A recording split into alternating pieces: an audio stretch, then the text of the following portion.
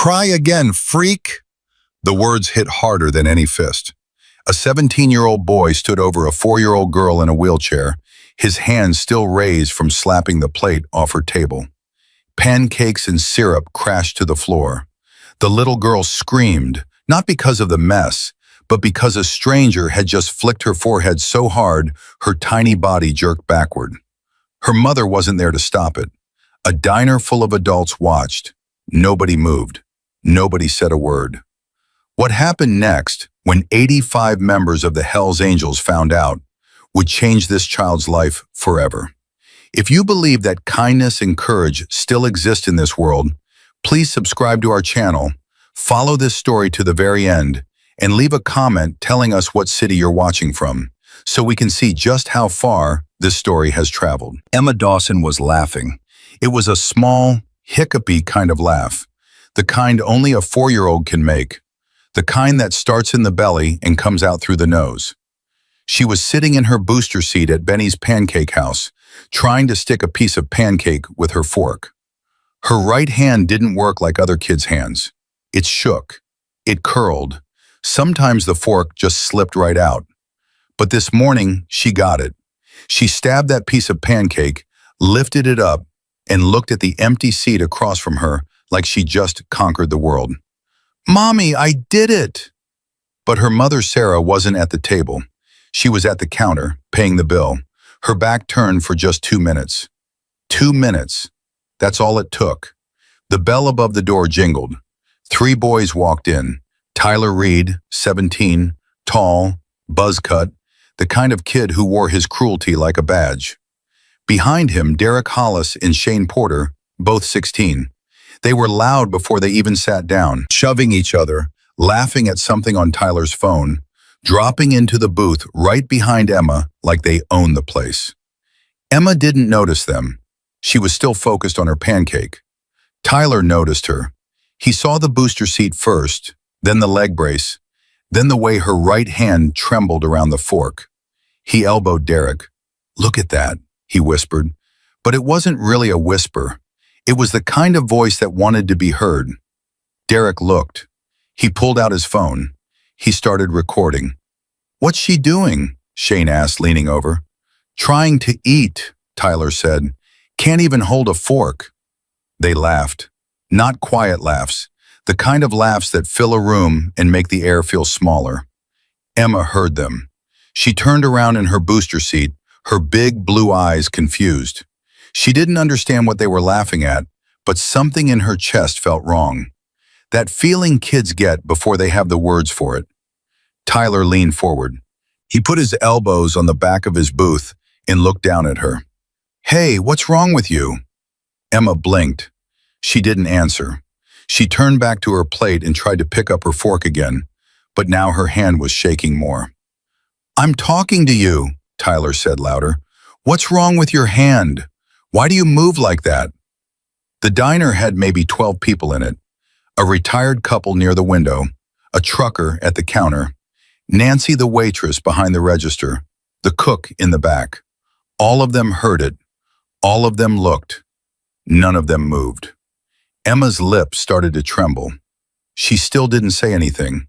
She just stared at her plate, her little fingers gripping the fork so hard her knuckles turned white. Then Tyler stood up. He walked around the booth and stood right next to her table. He was so tall compared to her, a 17-year-old boy towering over a 4-year-old in a booster seat. "You deaf too?" he said. "Leave her alone," Nancy said from behind the counter, but her voice was thin, uncertain. She didn't come closer.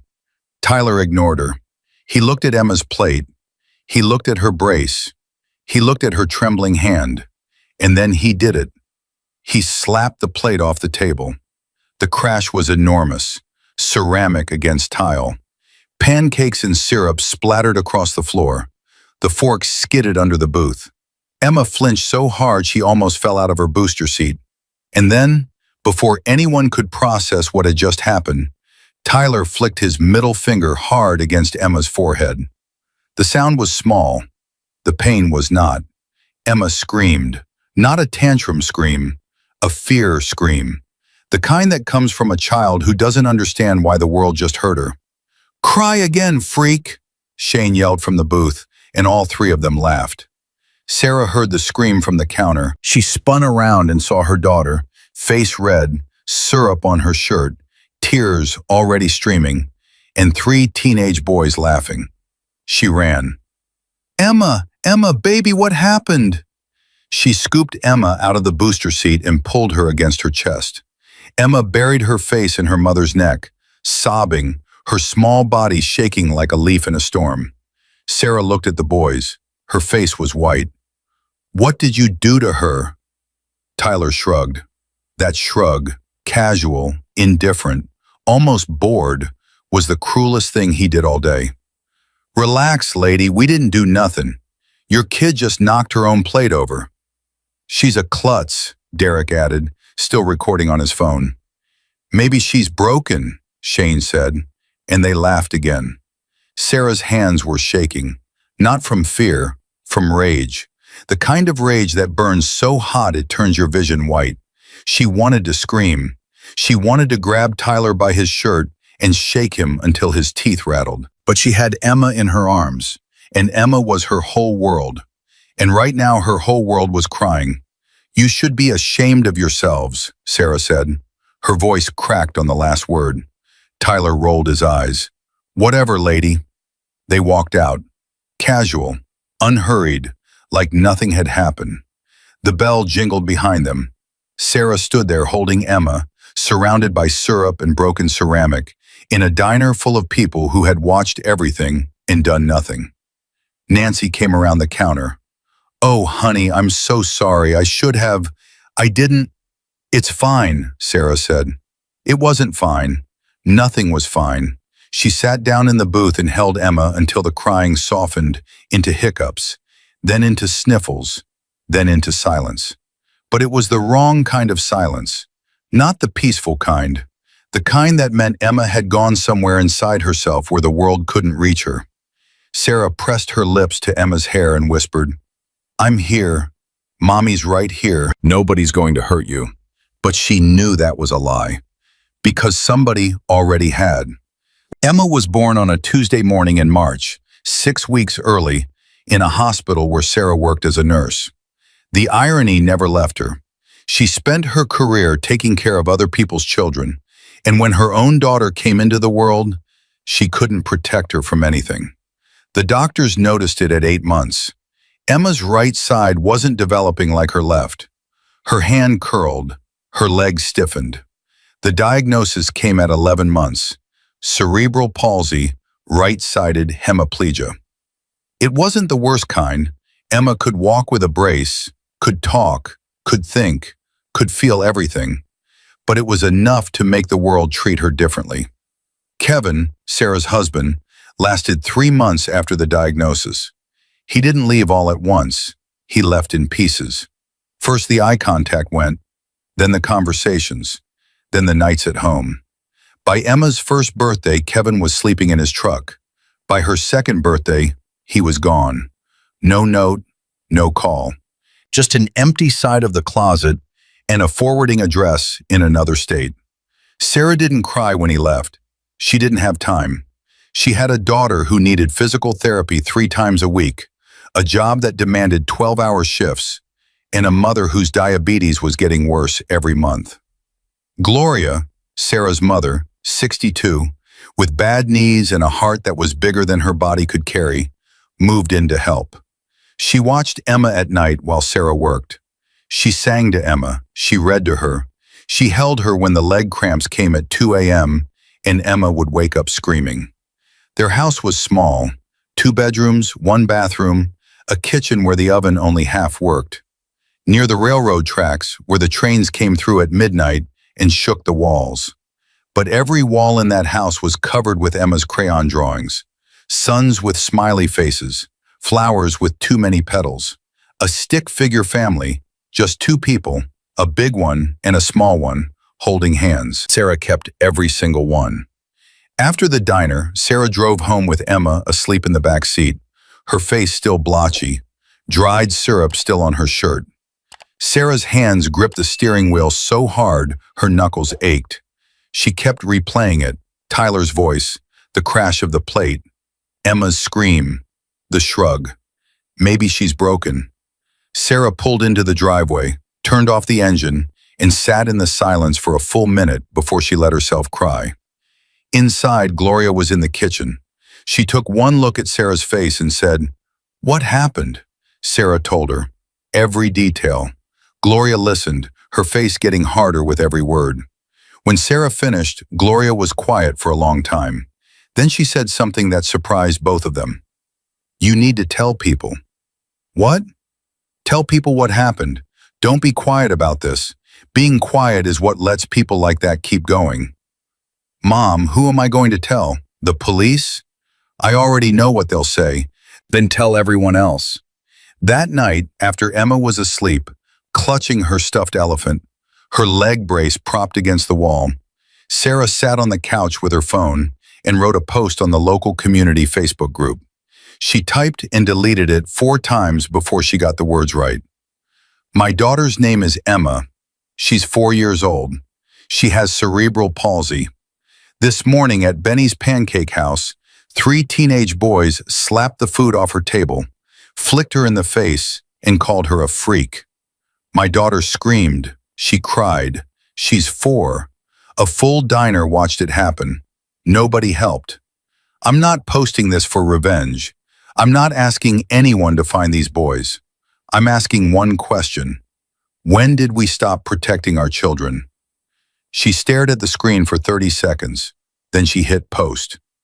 Within an hour, it had 200 comments. Within 3 hours, it had been shared over 1,000 times. By midnight, Sarah's phone was vibrating non-stop. Messages from strangers. Messages from people she went to high school with. Messages from parents who had disabled children. Messages from people who were just angry. One message stood out. It came from a woman named Debbie Holt, 54, retired school counselor from the next town over. Her message was short. "Sarah, I read your post. I cried. My late husband was a founding member of the Oklahoma chapter of the Hells Angels. These men are not what people think. They protect children. That is what they do. With your permission, I want to make a phone call." Sarah stared at the message. She read it 3 times. Her thumb hovered over the keyboard. "What kind of phone call?" she typed back. Debbie's reply came fast. "The kind that changes things." Sarah thought about Emma, about the scream, about the way her daughter had gone silent in her arms, about every time she tried to protect her and the world had pushed back harder. She typed one word. Yes. Debbie Holt made the call at 6 a.m. the next morning. The phone rang twice before a deep voice answered. "Yeah. Duke, it's Debbie." A pause. "Debbie Holt, it's been a while." "I know. I need you to listen to something." She told him the story, all of it. The diner, the boys, the 4-year-old with cerebral palsy, the slap, the flick, the word, freak. She told him about the post. She told him about Sarah.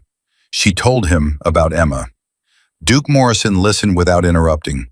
He was 58 years old, built like a truck, with a silver goatee and eyes that had seen combat in Iraq, brothers buried in Arlington, and children in hospital beds who didn't know if they'd see Christmas. He was the president of the Oklahoma chapter of the Hells Angels, and he'd led the Guardians on Wheels program for 11 years, a program where bikers escorted abused and disabled children, stood watch at their homes, showed up at their schools, and let every bully, every abuser, every coward know that this child was not alone.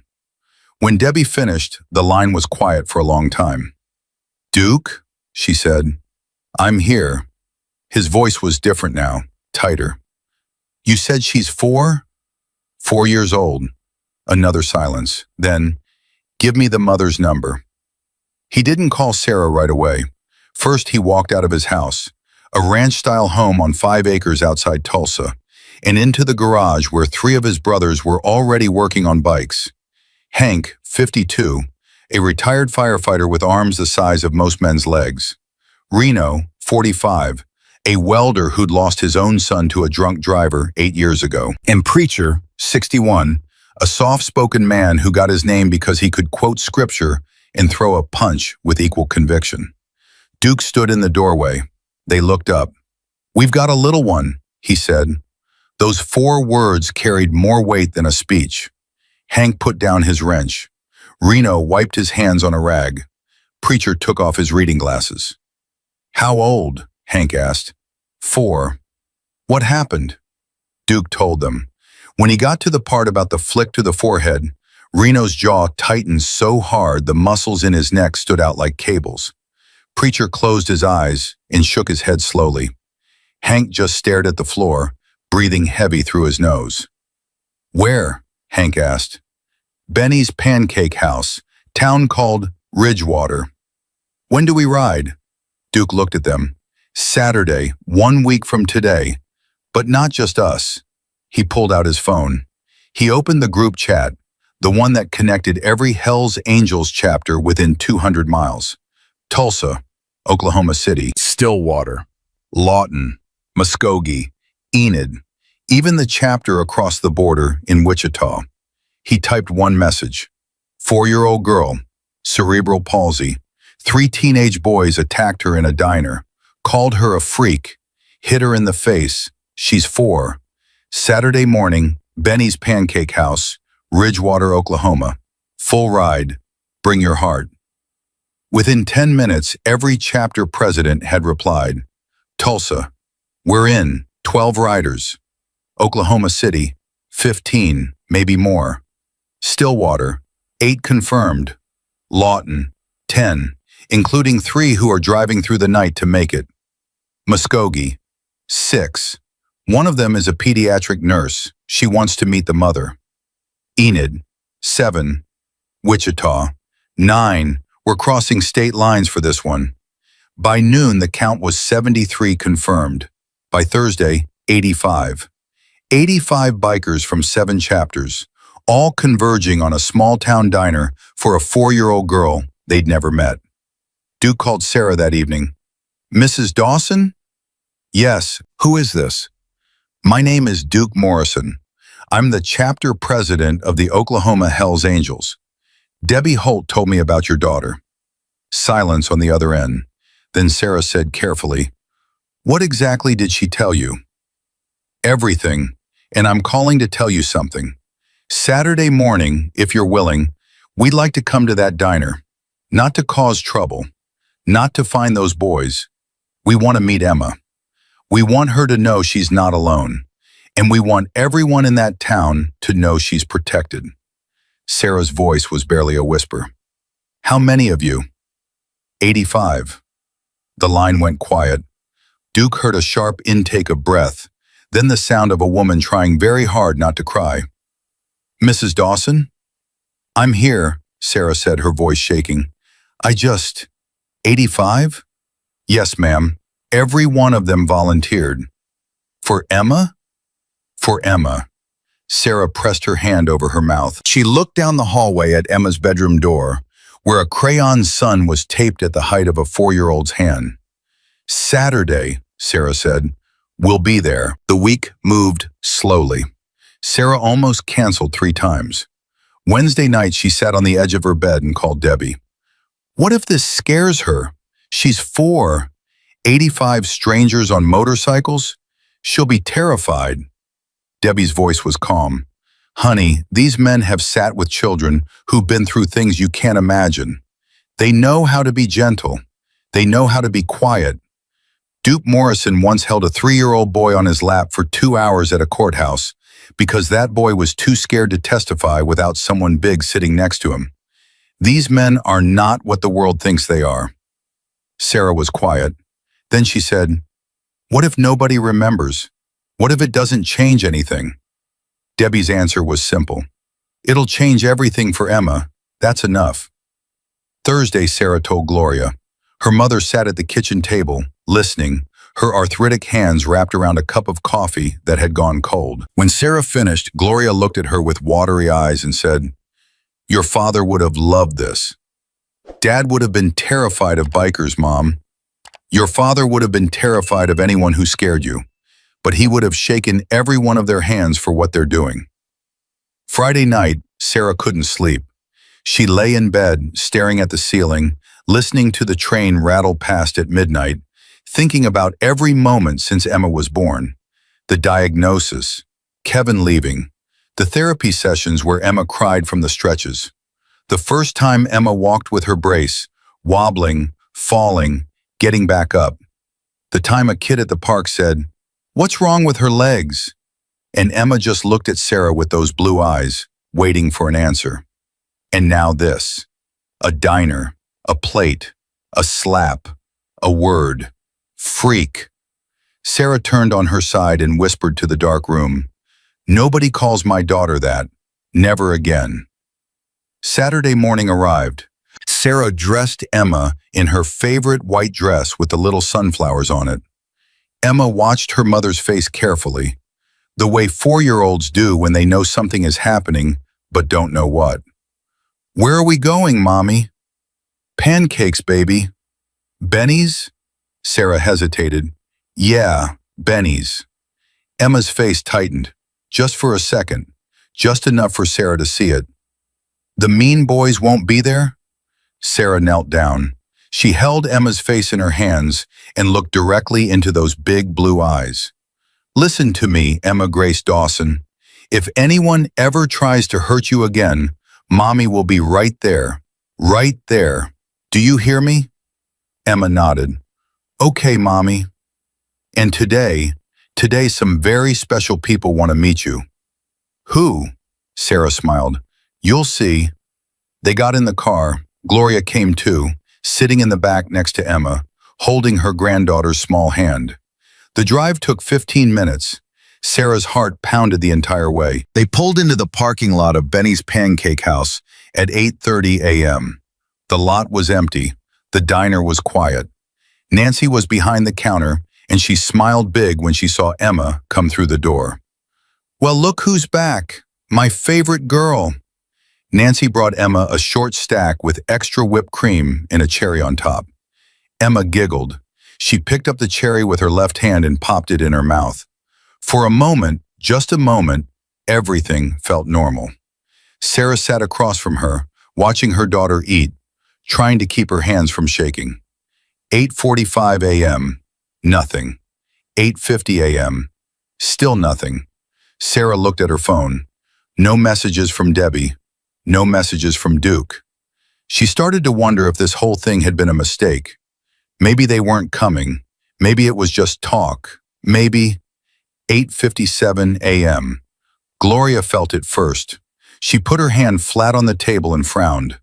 "Sarah, do you feel that?" Sarah felt it. A vibration. Low and deep, like the earth was humming. The coffee in her mug rippled. Emma looked up from her pancakes. "Mommy? What's that sound?" It started as a distant rumble, like thunder but steady, and getting louder, getting closer. The windows of the diner began to rattle. The salt and pepper shakers vibrated across the table. Every person in that diner stopped what they were doing and looked toward the parking lot. Nancy walked to the window.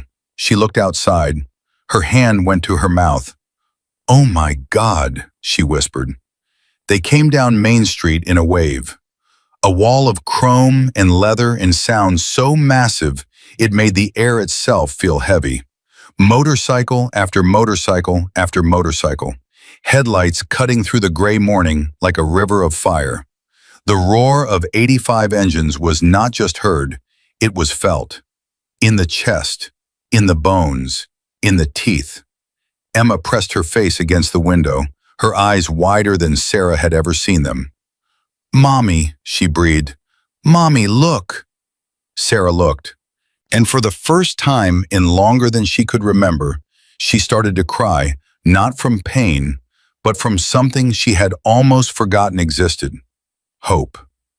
They filled the parking lot. They spilled onto the street. They lined up in rows so perfect it looked like a military formation. Chrome caught the morning sun and threw light in every direction. Leather vests, patches, bandanas, beards, big men, tough women, Old riders, young riders, every single one of them wearing the same patch on their back. Hell's Angels. And every single one of them was here for a 4-year-old girl who weighed 40 pounds and couldn't hold a fork without shaking. The first boot hit the floor, and the whole diner felt it. Duke Morrison walked through the door like a man who had walked through doors in Fallujah, in courtrooms, and hospital wards, and never once looked down. His silver goatee was trimmed. His leather vest was worn soft from years of road and rain. His eyes swept the room, calm and steady, and found Emma in 2 seconds flat. Behind him they poured in, Hank filling the doorframe with his shoulders. Reno, his jaw still tight from the story he'd heard 5 days ago. Preacher, quiet as always, his Bible tucked into his back pocket like a sidearm. Then more, faces Sarah had never seen, names she didn't know, men and women who had driven through the night from cities she'd never visited, all funneling into a small-town pancake house like a river finding the sea. Nancy stood behind the counter, frozen, a coffee pot in one hand and a dish towel in the other, tears already running down her cheeks. The retired couple near the window grabbed each other's hands.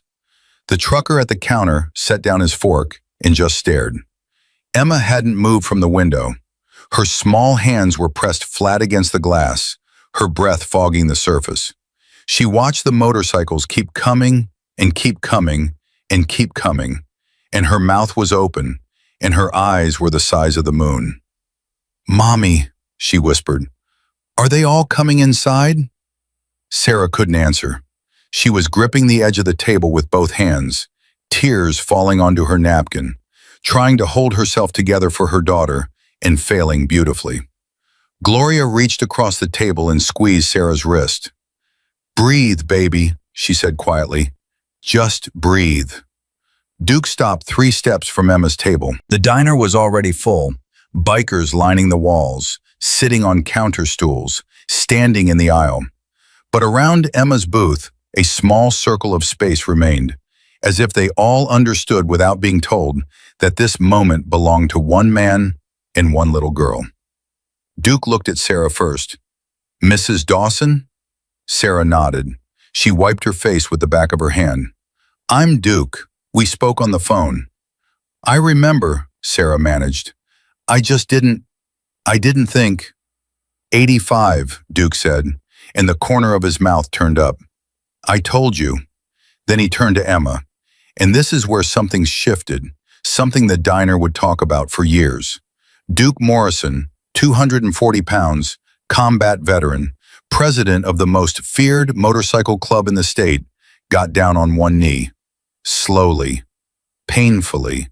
His bad knee, the one with the Iraqi shrapnel still lodged behind the kneecap, cracked loud enough that Hank winced behind him. But Duke didn't flinch. He lowered himself until his eyes were level with Emma's. She stared at him, not scared, not smiling, just studying him the way 4-year-olds study everything, completely, without filter, without judgment. Duke said, "You must be Emma." She nodded.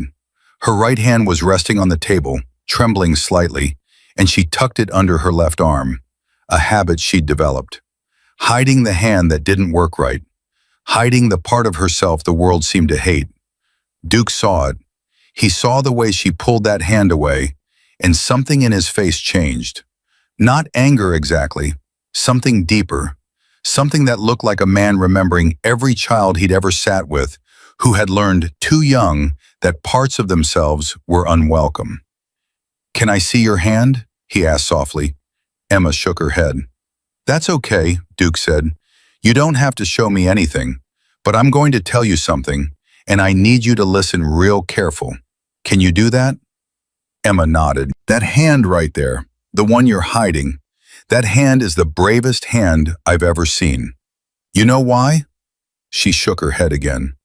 "Because every single morning that hand tries. It picks up the fork. It holds the crayon. It reaches for your mom. And some mornings it works, and some mornings it doesn't, but it never stops trying. That's not broken, Emma. That's warrior stuff." Emma's lip trembled. She looked at her mother. Sarah was sobbing silently, her hand over her mouth. Then Emma did something nobody expected. She pulled her right hand out from under her arm and held it up, shaking, curled, imperfect, and showed it to Duke. "It doesn't work good," she said in her slow, careful voice. Duke took her tiny hand in both of his massive ones. His hands were scarred, calloused, tattooed across the knuckles. Hers were soft and small and trembling. The contrast was so stark that Nancy had to turn away because she couldn't see through her tears anymore. "It works perfect," Duke said, "because it's yours." The diner erupted. Not in applause, not yet, but in the kind of sound that happens when 40 grown men try not to cry at the same time. Throats clearing, sniffing, boots shuffling. Reno turned his back to the room and put his hand over his eyes. Preacher pulled out his Bible and held it against his chest like a shield.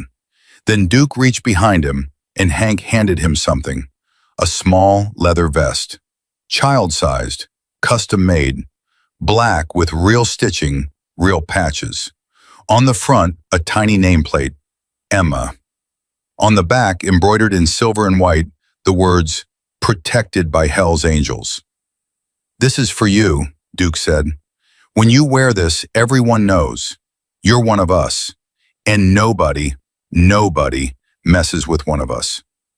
Emma took the vest. She held it up and looked at it, turning it around in her hands. She saw her name.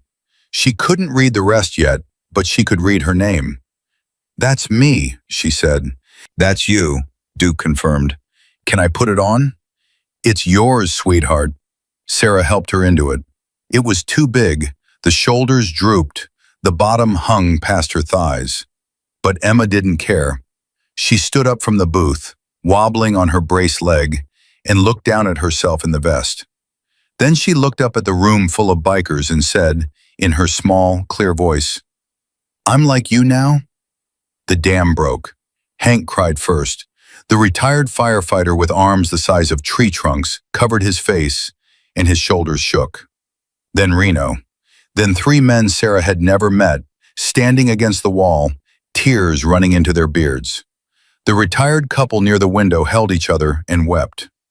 The trucker at the counter put his face in his hands. Duke stood up, his knee cracking again, and looked at his brothers. He didn't need to say a word. They already knew. One by one they lined up. 85 people.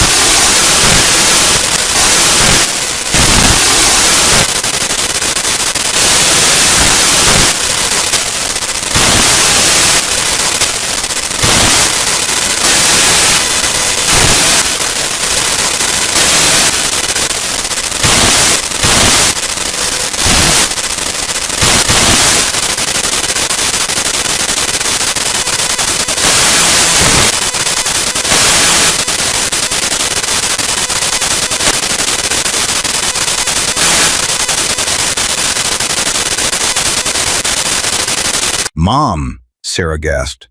"They came. They actually came." "I know, baby. For her. They came for her." "I know." Back in the dining room, Emma was in full bloom. The fear was gone. The shyness was gone.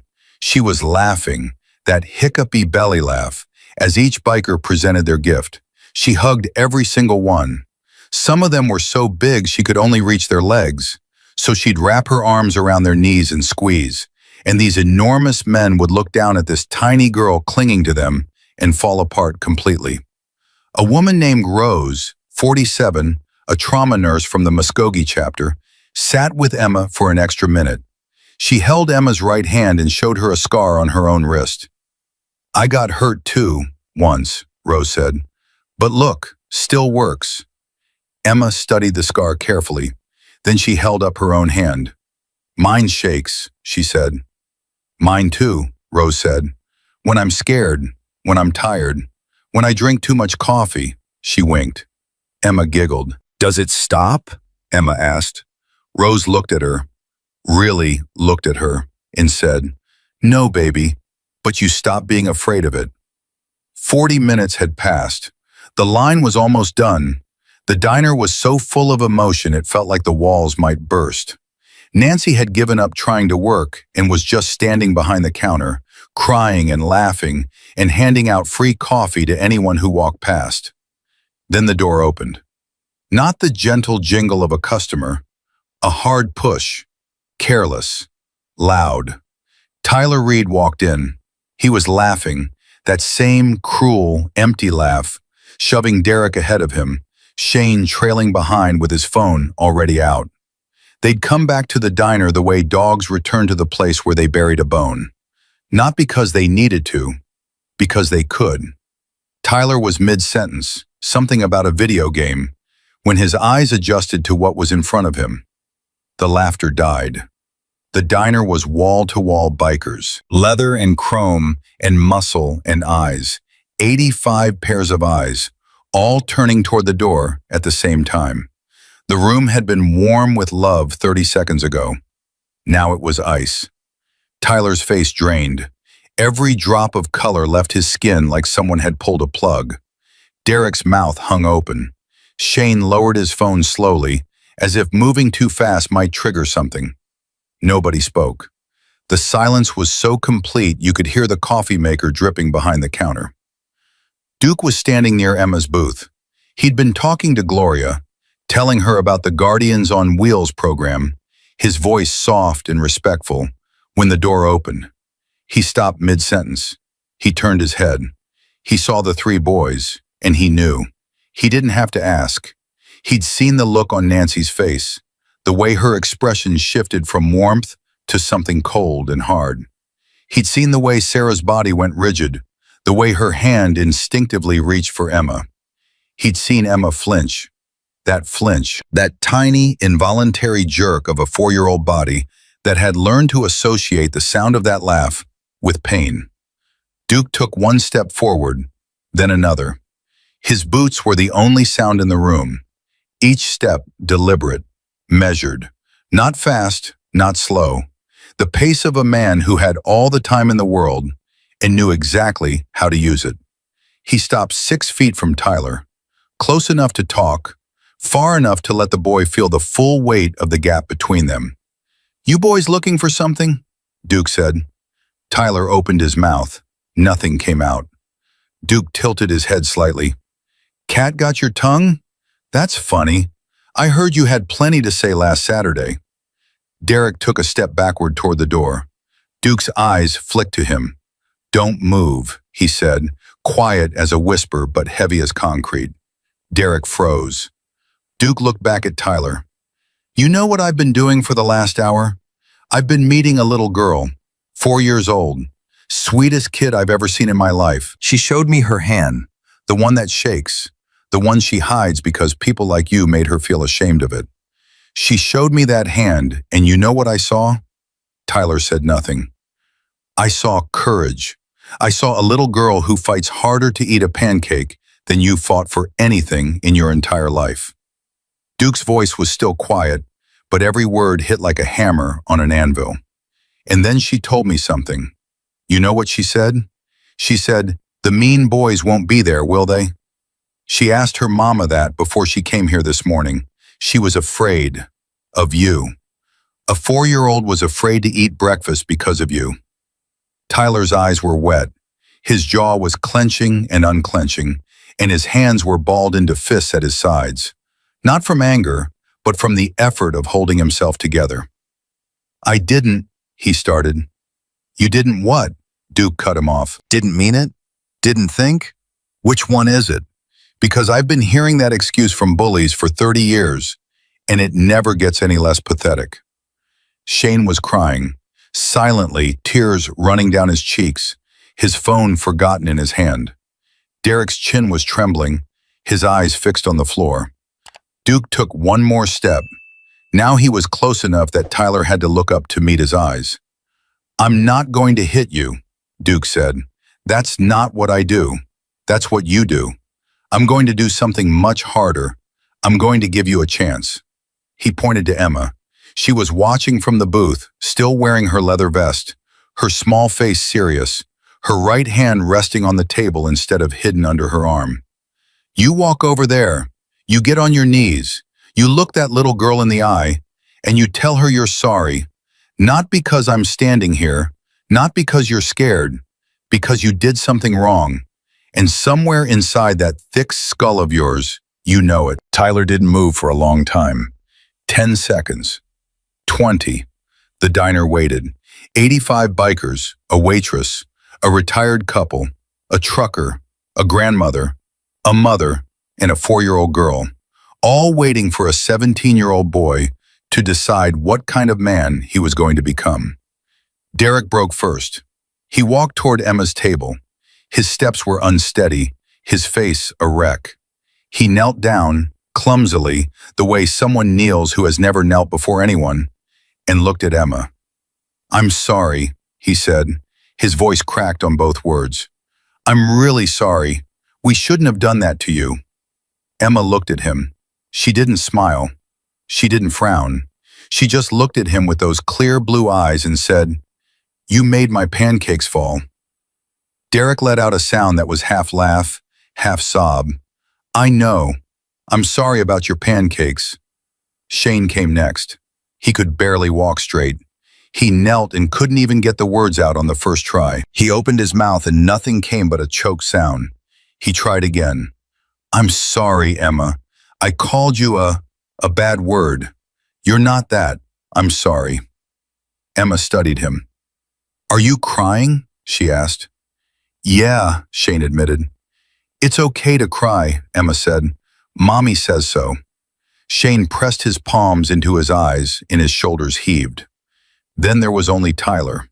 He stood where Duke had left him, near the door, alone. Every eye in the room was on him. The boy who'd started it all. The boy who'd slapped the plate. The boy who'd flicked a disabled 4-year-old in the forehead and said, "Cry again, freak." His face was red. His fists were still clenched. His jaw was tight. He was fighting, not against anyone in the room, but against himself.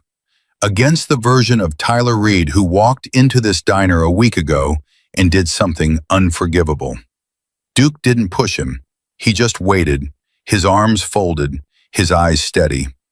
Tyler took a step, then another, each one slower than the last, like he was walking through water. He reached Emma's table. He stood there looking down at her, and for a moment his face twisted, the same tough guy mask he always wore, the one that kept the world at arm's length, the one that let him hurt people without feeling it. Then it cracked. He knelt. He looked Emma in the eye, and the mask fell away completely. "I'm sorry," Tyler said. His voice broke on every syllable. "I'm sorry I hit your plate. I'm sorry I hurt you. I'm sorry I called you that word. You didn't deserve it. None of it. You didn't do anything wrong and I—" He stopped. He pressed his fist against his mouth. He was shaking. "I don't know why I did it," he whispered. "I don't know what's wrong with me." The diner was silent. Nobody breathed. Emma looked at this boy who had hurt her, who had made her scream, who had made her afraid of pancakes, and she reached out her right hand. The trembling one, the one she always hid. She reached out and put it on top of Tyler's fist. "Don't be sad," she said. "My hand shakes too, see?" Tyler looked at her hand on his fist, tiny, trembling, offering him something he hadn't earned and didn't deserve. He broke. The sound that came out of Tyler Reed was not a cry. It was something being torn open. 17 years of anger and emptiness and cruelty came flooding out of him on the floor of Benny's Pancake House, and he pressed his forehead against the edge of the table and sobbed like he hadn't sobbed since he was Emma's age. Sarah stood behind Emma's booth, one hand on her daughter's shoulder, tears streaming down her own face, watching a boy fall apart because her 4-year-old had done what no one else in his life had ever done. She had shown him grace. Duke watched from across the room. His arms were still folded, his expression hadn't changed. But if you looked closely, if you looked past the leather and the scars and the silver goatee, you could see his eyes glistening.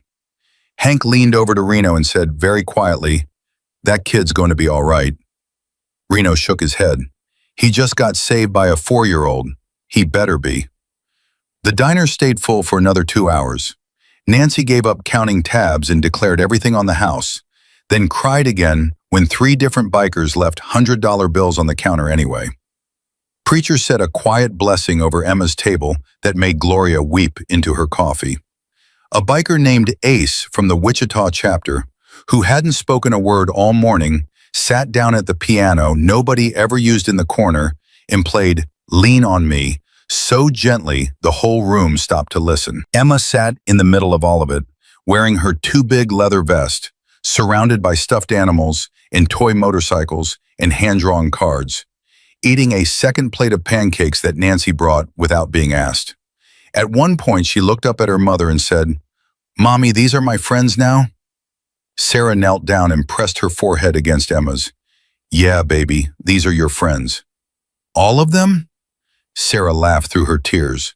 "All 85 of them." Emma thought about this for a moment, then she said, with the perfect logic of a 4-year-old, "That's a lot of birthday cards." The laughter that swept through that diner was the good kind, the kind that comes from joy, the kind that heals. Outside, Tyler sat alone on the curb, his head in his hands. Derek and Shane had left, slinking away while the diner was still full of music and laughter, unable to face the weight of what they'd witnessed. But Tyler stayed. He didn't know why, he just knew he couldn't leave yet. Duke found him there 20 minutes later. He walked outside, stood next to the curb, and didn't sit down. His knee wouldn't allow it twice in one day. "You still here?" Duke said. It wasn't a question. Tyler didn't look up. "I don't know where to go." Home's usually a good start. "Home's the reason I'm like this." Duke was quiet for a moment. Then he said, "Tell me." Tyler's father drank. Not the casual kind, the kind that turned a house into a minefield. His mother had left when Tyler was 9. His older brother was in county lockup for assault. Tyler had been raising himself since middle school, learning that the only way to survive was to be the one doing the hurting instead of the one getting hurt. He told Duke all of it, not because Duke asked the right questions, but because Duke did something no adult in Tyler's life had ever done. He stood there and listened without interrupting, without judging, without walking away. When Tyler finished, Duke said, "That's a rough hand you got dealt, son. But I'm going to tell you something, and I need you to hear it. What happened to you doesn't excuse what you did. Those are 2 different things. One explains you, the other defines you. And right now, you get to choose which one wins." Tyler looked up. His eyes were swollen. His face was a mess. "How?" Duke reached into his vest pocket and pulled out a card, plain white, a phone number and a name, Guardians on Wheels. "You show up," Duke said, "every Saturday. You work with kids who've been through hell, kids like Emma, kids worse than Emma. You show up and you do the work and you keep your mouth shut and your hands to yourself. You do that for 3 months. Then we talk about what comes next." Tyler took the card. He held it like it was made of glass. "Why are you helping me?" he asked. "After what I did?" Duke looked at him for a long time. "Because a 4-year-old girl just put her hand on your fist and told you not to be sad. If she can do that after what you did to her, then I can do this. That's how it works, son. Mercy goes down and it comes back around." Tyler pressed the card against his chest and nodded. He couldn't speak anymore. Duke turned and walked back into the diner. The bell jingled behind him. Through the window, Tyler could see Emma in her leather vest, laughing, surrounded by giants who treated her like a queen. He sat on that curb for a long time, holding a white card and staring at the sky, feeling something he hadn't felt in years, a reason to try. Tyler showed up the first Saturday. Nobody expected him to. Duke had given the car to dozens of boys over the years. Angry boys, lost boys, boys who cried on curbs and made promises with swollen eyes. And maybe 1 in 5 actually followed through. The rest went home, felt better by Monday, and forgot the whole thing by Friday. But at 7:58 a.m., 2 minutes before the Guardians on Wheels meeting started at the community center in Tulsa, Tyler Reed walked through the door. He was wearing a clean shirt. His buzz cut had grown out a little. His hands were shoved deep in his pockets, and his eyes were fixed on the floor. And he looked exactly like what he was, a 17-year-old boy who was terrified and trying not to show it. Duke was setting up folding chairs when he saw him. He stopped. He looked at Tyler for a long moment, then nodded once. "You're early," Duke said. "Didn't want to be late." "Good. Grab a chair." That was it. No fanfare, no speech. "No, I'm proud of you for coming." Duke knew better than that. Boys like Tyler didn't need praise for doing the bare minimum. They needed structure, consistency, and someone who expected them to show up without making a big deal out of it. The meeting was small that first week. 8 bikers, 4 families, 3 children, 2 with autism, 1 in a wheelchair. The program was simple. The bikers partnered with families of abused or disabled children, provided escort services to school and court, stood watch at their homes if there were threats, and most importantly, showed up. Reliably, repeatedly. So these kids learned that not every big person in the world was going to hurt them. Tyler sat in the back and didn't speak.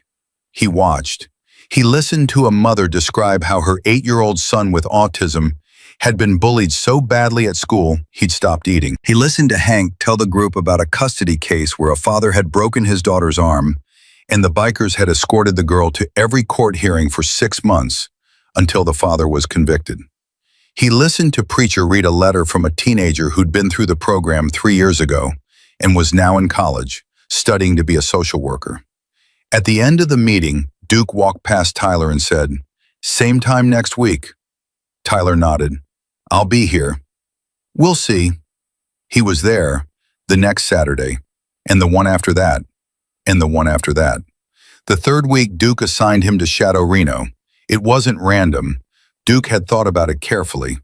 Reno was the one who'd lost his son, a 5-year-old named Caleb, killed by a drunk driver who ran a stop sign on a Tuesday afternoon. Reno carried that grief like a stone in his chest, and it had made him 2 things: the most patient man in the chapter and the most fierce. He could sit with a crying child for hours without flinching, and he could stare down an abusive parent without blinking. Duke figured if anyone could reach Tyler, it was a man who knew what it felt like to have your whole world ripped away. Reno didn't coddle Tyler. The first thing he said when they were paired up was, "I don't like you." Tyler blinked. "Okay. I saw what you did to that little girl. I've been thinking about it every day since. If Duke hadn't told me to work with you, I wouldn't be standing here. But he did. So here's how this goes. You do what I say. You don't talk unless I ask you a question. And if you ever raise your voice or your hand to one of these kids, I will personally drive you home and you'll never come back. Are we clear?" "Yes, sir." "Don't call me sir. I'm not your father. Call me Reno." "Yes, Reno." That first assignment was a boy named Charlie, 6 years old, Down syndrome, blonde hair that stuck up in every direction, a laugh so loud it could fill a gymnasium. Charlie's mother, Patricia, was a single mom who worked at a grocery store and lived in constant fear that her ex-husband, who had a restraining order and a meth habit, would show up at the school. The bikers escorted Charlie to school every morning. 2 riders on motorcycles, following the school bus, parking outside the building until the bell rang. Charlie loved it. He'd press his face against the bus window and wave at the bikers with both hands, screaming, "My guys! My guys!" Tyler's job was to stand at the school entrance with Reno. Just stand there. Be visible. Let the school and the neighborhood know that this child had people. The first morning, Charlie got off the bus and saw Tyler. He walked straight up to him, looked up, way up, and said, "Who are you?" Tyler froze. He looked at Reno, who offered nothing. No help, no prompt, just waited. "I'm Tyler," he said. "Are you a biker?" "No." "Then why are you here?" Tyler opened his mouth and closed it. He didn't have an answer that a 6-year-old would understand. He didn't have an answer that he understood. "I'm learning," Tyler finally said. Charlie thought about this. Then he held up his hand. "High five?" Tyler looked at that small hand, pudgy fingers, palm facing up, waiting, and something in his chest cracked open. He gave Charlie the softest high five of his life. "You're my friend now," Charlie declared, and walked into school like the matter was settled. Reno said nothing, but when Tyler turned around, he could have sworn the corner of Reno's mouth moved. The weeks turned into something Tyler hadn't experienced before. Routine, purpose, people who expected him to show up and didn't ask for anything except that he keep showing up. Every Saturday morning at the community center, every Tuesday and Thursday at Charlie's school. He started helping with the chapter's other projects too, packing boxes for the toy drive, cleaning bikes before charity rides, sorting donations at the food bank the Muskogee chapter ran out of an old church. He didn't tell his father. His father wouldn't have understood and wouldn't have cared. Tyler came and went from the house like a ghost, and his father sat in front of the television with a bottle and never asked where he'd been. 6 weeks in, something happened that Tyler didn't see coming. He was at Charlie's school, standing at the entrance as usual, when a car pulled into the parking lot too fast. The tires screeched. Reno's head snapped toward the sound. Tyler felt Reno's hand on his arm, a grip like iron, pulling him behind his body. "Stay behind me," Reno said. His voice was different, flat, controlled, combat ready. The car door opened. A man got out, thin, wired, eyes darting. Tyler recognized the look. He'd seen it on his own father's worst nights. The man was high on something. "Where's my son?" the man shouted. "Where's Charlie? Patricia can't keep him from me. I got rights." Reno stepped forward, just one step. He didn't raise his voice. He didn't puff his chest. He just stood there, 220 pounds of grief-forged steel, and said, "You need to get back in your car." "Who the hell are you?" "I'm the guy standing between you and that school. Get in your car." The man took a step forward. Reno didn't move. The man took another step. Reno still didn't move. But something in Reno's eyes changed, something ancient and dangerous, and the man saw it. Whatever he was on, he wasn't too far gone to recognize what was staring back at him. "This ain't over," the man snarled. "Yeah, it is," Reno said. The man got back in his car. Tires screeched again. He was gone. Reno stood motionless for a full 30 seconds, watching the road, making sure. Then he pulled out his phone and called Duke. Charlie's father showed up, high, aggressive. "Get Patricia on the phone and tell her we're escalating. I want 4 riders at the house tonight." He hung up and looked at Tyler. The boy was pale. His hands were shaking. "That's what this is," Reno said quietly. "This is what we do. We stand between them and the door. Every time, no matter what comes through that parking lot." Tyler swallowed hard. "What if he comes back with a weapon?" Reno looked at him. "Then we're still standing here." That night, Tyler sat in his truck in the driveway for 20 minutes before going inside. His father was passed out on the couch, bottle on the floor, television blaring. Tyler stood over him and felt something he'd never felt before. Not anger, not hatred, something sadder and more complicated. Pity. He went to his room, sat on the bed, and called Duke. It was the first time he'd called the number on the card for anything other than scheduling. "Duke, it's Tyler." "I know. What's going on?" "Charlie's dad showed up today." "I heard. Reno handled it." "I know he did. That's not why I'm calling." Tyler's voice was tight. He pressed his palm against his forehead. I'm calling because I stood there and watched that guy screaming about his kid, and all I could think was, that's my dad. That's exactly what my dad sounds like. And I realized that I've been turning into him. That day at the diner, with Emma, that was me becoming my father. And I didn't even see it until today. The line was quiet. Tyler could hear Duke breathing. I don't want to be him, Duke. I don't want to be the guy people are afraid of. I don't want to be the reason some little kid flinches. Duke's voice, when it came, was rough but steady. Then don't be. That's the whole thing, Tyler. Every morning you wake up, you get to choose. Your old man chose the bottle. You can choose different. How do you know I can? Because you're on the phone at 10 o'clock at night asking me that question. Your father's never asked that question in his life. Tyler pressed the phone against his ear and closed his eyes. I want to apologize to Emma again. Not like at the diner. For real. When I'm worth something. You're worth something right now, son. You just can't see it yet. Keep showing up. You'll see it. Meanwhile, the ripple from that Saturday morning at Benny's Pancake House had spread far beyond the diner. A customer had recorded the moment, not Derek's cruel video, but a different one. A woman at a nearby table had quietly filmed the bikers kneeling before Emma. The gifts, the vest, the apology. She'd posted it that evening with a simple caption. I watched 85 bikers protect a 4-year-old girl today. I can't stop crying. The video hit 100,000 views by Sunday night. By Wednesday, it had been picked up by a local news station out of Tulsa. A reporter named Jessica Tran showed up at Benny's Pancake House with a cameraman, and Nancy, who had never been on television in her life, told the whole story on camera, stopping 3 times to cry. By the following Monday, the story had gone national. CNN ran a segment.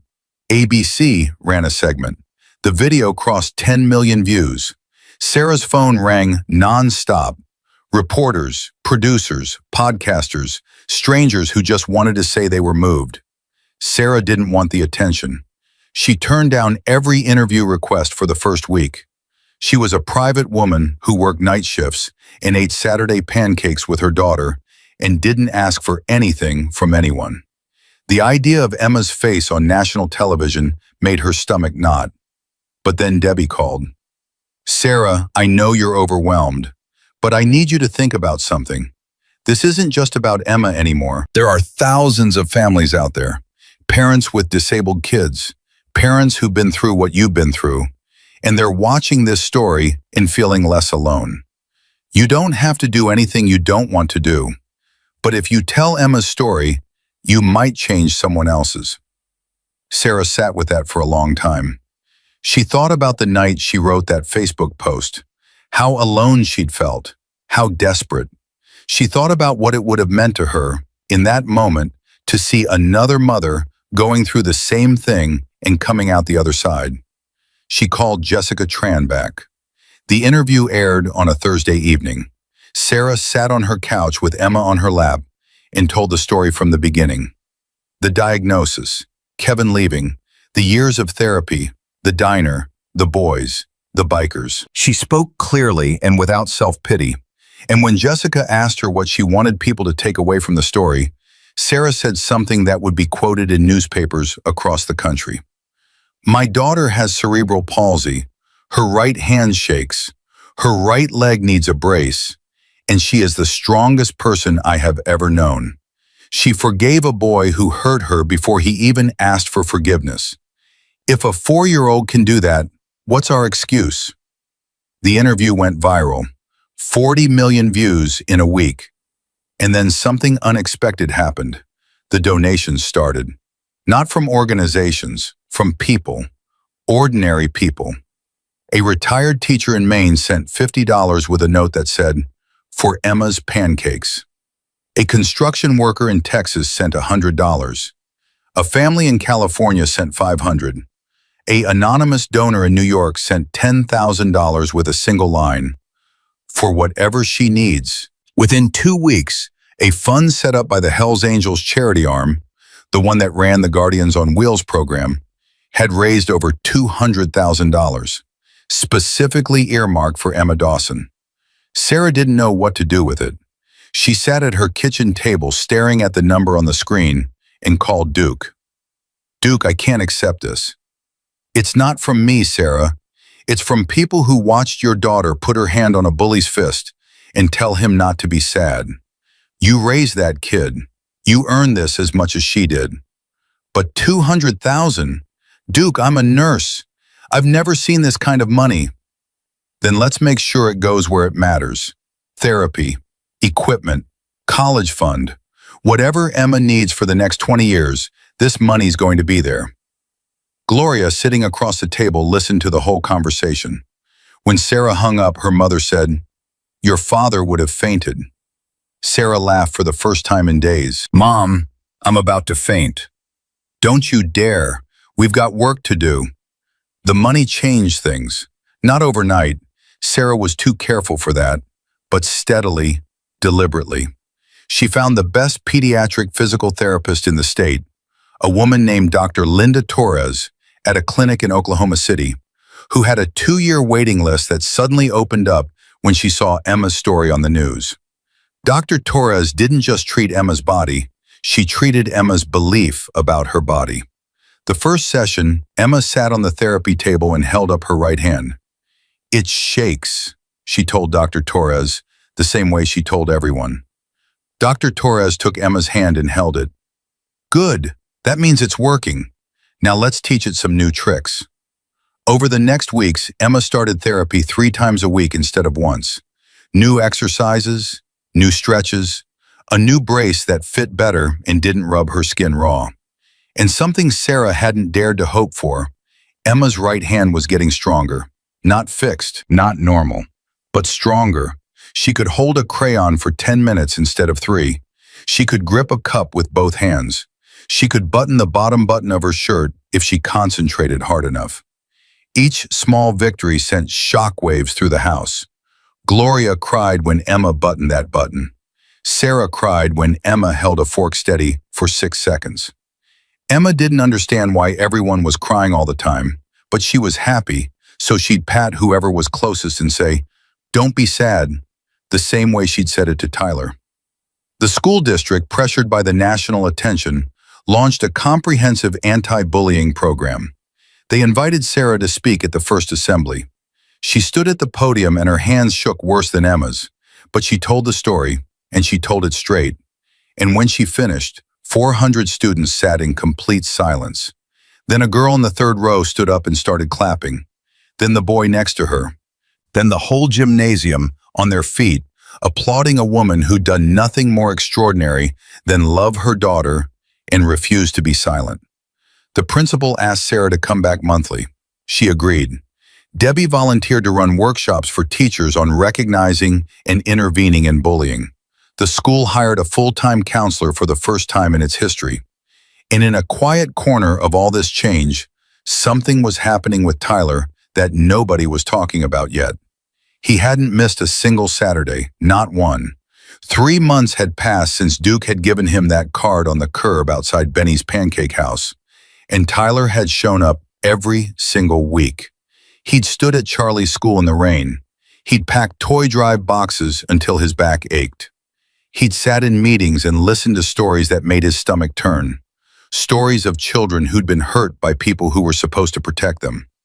And Charlie had changed everything. The boy with Down syndrome who'd offered a high five to a stranger had become the center of Tyler's week. Tyler picked him up for school on days the bikers couldn't ride. He sat with Charlie at lunch when the school allowed it. He learned Charlie's favorite songs and sang them badly in the truck, and Charlie would laugh that enormous laugh and say, "Tyler, you're terrible at singing." And Tyler would say, "I know, buddy, but you love it." And Charlie would nod emphatically and say, "I do love it."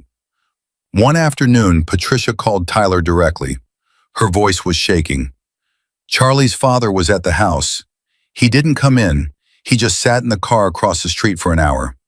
Charlie saw him through the window. Tyler was at the house in 12 minutes.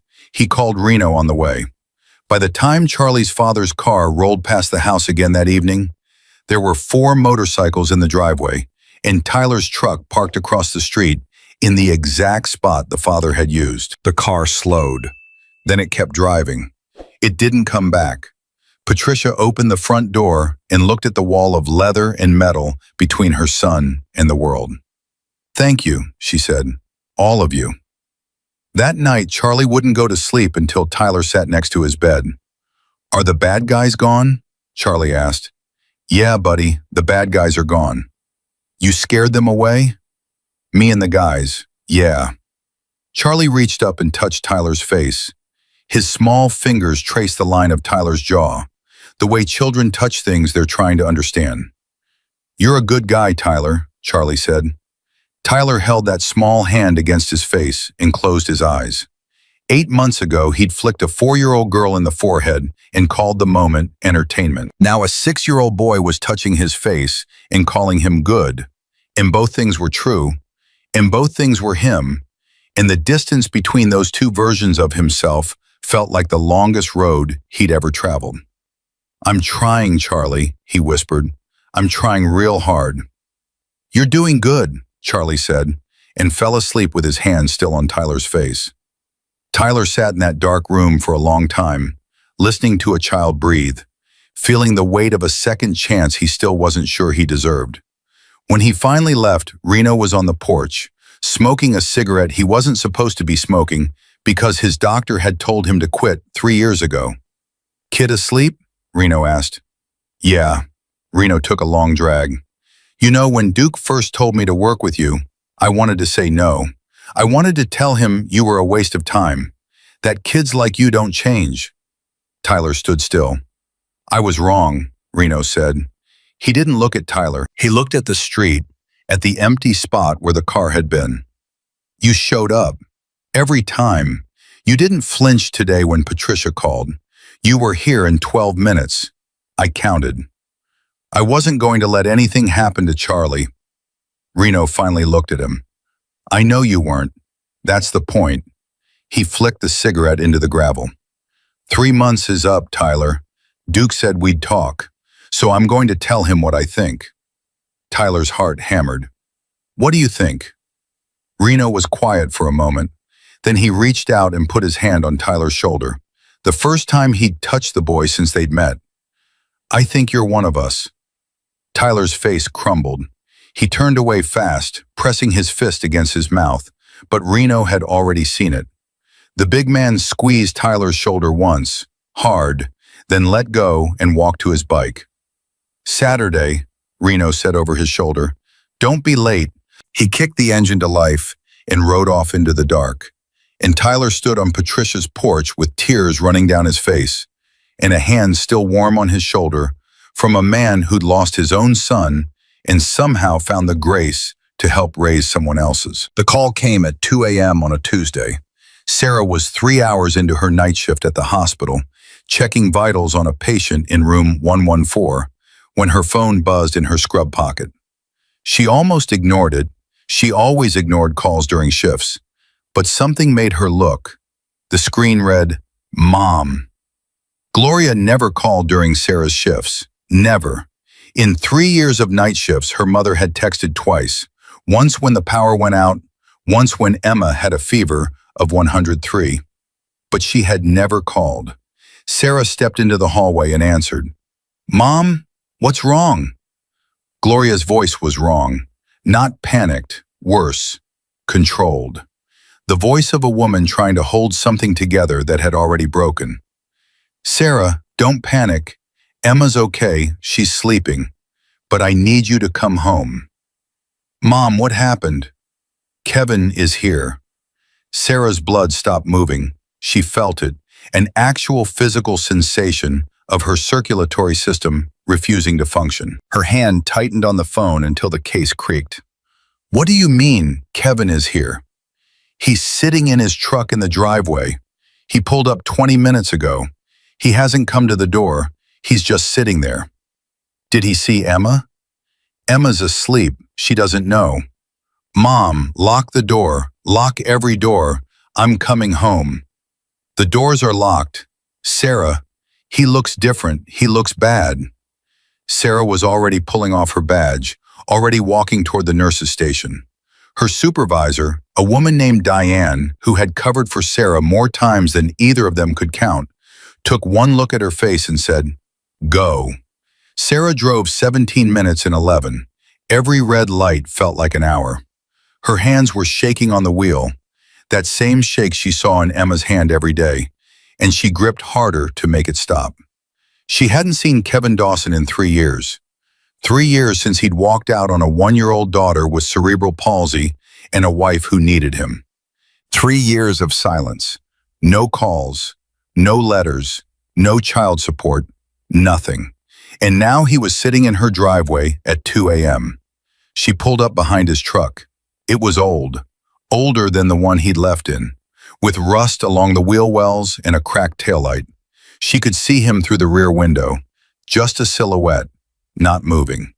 Sarah sat in her car for 30 seconds, breathing. Then she got out and walked to the driver's side. Kevin looked up, and Gloria was right. He looked bad. He'd lost weight, too much weight, the kind that comes from not eating or eating wrong. His cheeks were hollow. His eyes were bloodshot. His hair, which Sarah used to run her fingers through when they were young and stupid and in love, was thin and unwashed. He was wearing a flannel shirt with a hole in the elbow, and he smelled like cigarettes and something sour underneath. "Sarah," he said, "what are you doing here, Kevin?" "I needed to. I wanted to see her." "At 2 a.m.? You wanted to see her at 2 a.m.? "I didn't know what time it was. I just drove. I've been driving for a while." "From where?" "Amarillo. That's 6 hours." "I know." Sarah's jaw tightened. Everything she'd felt for the past 3 years, the anger, the grief, the exhaustion, the betrayal, rose up in her chest like a wave. She wanted to scream at him. She wanted to pound on his truck. She wanted to ask him how he could leave a baby, his baby, their baby, and disappear like she was a bill he didn't feel like paying. But she didn't, because Gloria was watching from the window, and Emma was sleeping 20 feet away, and Sarah Dawson had spent 3 years learning that her emotions were a luxury she couldn't always afford. "You can't see her," Sarah said. Kevin flinched. "Sarah, please." "No, you don't get to say please. You left. You left when she was 1. She's 4 now, Kevin. She's 4 and she doesn't know your face. She's never asked about you, not once, because I've been enough. Me and my mother have been enough." I know you have." "Then why are you here?" Kevin pressed his forehead against the steering wheel. His shoulders were shaking. "I saw the video." Sarah went still. "I saw the video," Kevin repeated, his voice cracking. "I was in a bar in Amarillo and it was on the TV. The bikers, the little girl, and then they showed her name, Emma Dawson, and Sarah, I didn't even recognize her. My own daughter was on national television and I didn't recognize her face." He looked up. Tears were cutting tracks through the grime on his cheeks. "She's beautiful," he whispered. "She's so beautiful, and I didn't even know what she looked like." Sarah felt something crack inside her. Not sympathy, not forgiveness, something rawer than both. The pain of watching a man realize, too late, what he'd thrown away. "That's not my problem, Kevin." "I know. You don't get to cry in my driveway and expect me to feel sorry for you. I cried alone in this driveway for a year after you left. I cried in hospital bathrooms. I cried in therapy offices. I cried holding our daughter while she screamed from leg cramps at 2 a.m., the same time you decided to show up 3 years too late." Kevin didn't argue. He didn't defend himself. He just sat there, absorbing it, the way a man absorbs a beating he knows he earned. "I'm not asking you to forgive me," he said. "I'm asking for 5 minutes. 5 minutes to see her. I'll stand in the doorway. I won't touch her. I won't wake her up. 5 minutes, and then I'll go." "No." "Sarah." I said no. You don't get to see her sleeping and pretend you were here for the hard parts. You weren't here when she learned to walk. You weren't here when kids at school called her slow. You weren't here when a boy slapped food off her table and called her a freak. Where were you? Amarillo? Some bar? Some other life that didn't include the child you made? Kevin's face collapsed. The kind of collapse that doesn't come from a single blow, but from the accumulated weight of every true thing you've spent years avoiding. I was scared, he said. When they told us about the cerebral palsy, I was scared. I looked at her and I thought, I can't do this. I can't watch my kid struggle for the rest of her life. I can't be the father she needs. So I ran. You were right about one thing, Sarah said. You couldn't be the father she needs, because the father she needs would have stayed. The silence between them was enormous. 3 years of absence compressed into a driveway at 2 a.m. Kevin wiped his face with his sleeve. I'm sober now. 63 days. I'm in a program. I've got a job. Not a good one, but a job. I'm trying to... 63 days. Sarah's voice was flat. You want credit for 63 days? No, I want a chance. Emma doesn't need your chance, Kevin. She has people. She has me. She has my mother. She has 85 bikers who showed up for her when you wouldn't. She has a therapist who's helping her get stronger every week. She has a whole town that knows her name. She doesn't need you. Kevin absorbed that. He nodded slowly, like a man accepting a verdict. You're right, she doesn't need me. He paused. But I need her. Sarah's breath caught. She hated him for that. She hated him because it was honest. And honesty from Kevin Dawson was the one thing she had no defense against. Go home, Kevin. Go back to Amarillo. Stay sober. Get your life together. And maybe, in a year, we can talk about supervised visits, through a lawyer, on my terms. A year? You disappeared for 3. A year is generous. Kevin stared at her. Then he nodded. He started the truck. The engine coughed and rattled. Sarah? What? The video. The part where she put her hand on that boy's fist and told him not to be sad. That's you. She got that from you. Sarah pressed her lips together so hard they went white. She didn't respond. She watched him back out of the driveway, watched the taillights disappear down the road toward the highway, watched until there was nothing left but darkness and the sound of a train rumbling past. Then she went inside, walked to Emma's room, and sat on the floor next to her daughter's bed. Emma was asleep on her side, her right hand curled against her chest, her leather vest hanging on the bedpost. Sarah reached through the bars of the bed rail and held Emma's hand, the trembling one, the brave one, and stayed there until the sun came up. She didn't tell anyone about Kevin's visit. Not Gloria, not Debbie, not Duke. She carried it the way she carried everything, alone, quietly, inside the part of herself that had learned to bear weight without breaking. But the world didn't give her time to process it, because 3 days later, her phone rang again. Mrs. Dawson, this is Margaret Chen. I'm the executive director of the National Cerebral Palsy Foundation. Sarah sat down on the edge of her bed. Yes? We've been following Emma's story. The response has been extraordinary. We'd like to invite Emma to be the keynote guest at our annual gala in Washington, D.C. It's our largest fundraising event of the year. Over 1,000 attendees. We believe Emma's story could raise significant awareness and significant funds for children with cerebral palsy across the country. Sarah's mouth opened, but nothing came out. Mrs. Dawson? I'm sorry, did you say Washington, D.C.? Yes, ma'am, all expenses paid. Travel, hotel, everything. We'd also like to present Emma with our Courage Award. She'd be the youngest recipient in the foundation's history. Sarah pressed her hand against her forehead. 6 months ago, she'd been eating pancakes in a diner, hoping nobody would notice her daughter's leg brace. Now Washington was calling. Can I think about it? Sarah asked. Of course, take all the time you need. Sarah called Duke that evening. She'd started doing that, calling Duke when things got too big to carry alone. Not because he always had answers, but because he listened the way Reno listened to Tyler, the way the whole chapter listened to the children they protected, without interrupting, without judging, without walking away. "They want Emma to go to D.C., Sarah said. "I heard. Margaret Chen called me too. Wanted to know if the Hells Angels would provide escort." "What did you say?" "I said I'd ask you first." Sarah closed her eyes. "Duke, she's 4. She doesn't understand any of this. She thinks the bikers are her friends who like pancakes. She doesn't know she's on the news. She doesn't know people are sending money. She's just Emma.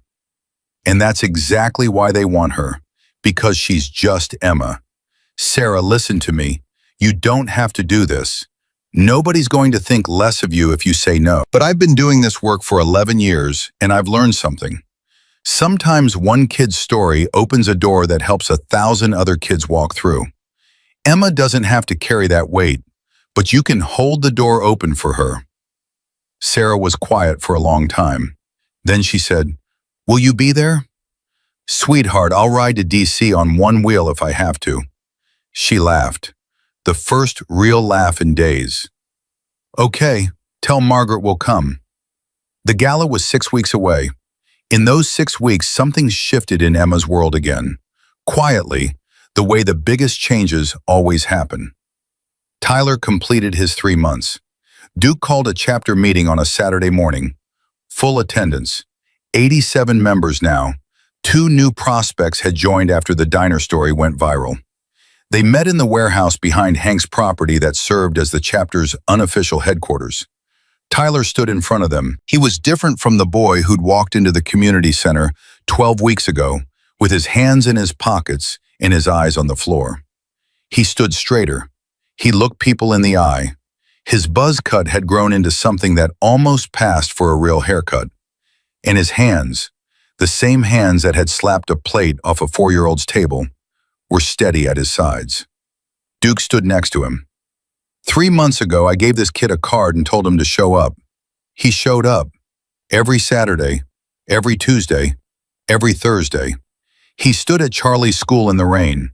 He stood in Patricia's driveway when her ex showed up high. He packed boxes. He cleaned bikes.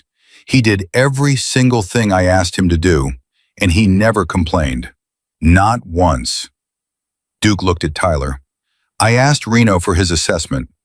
Reno stood against the wall, arms folded. He's one of us, Reno said.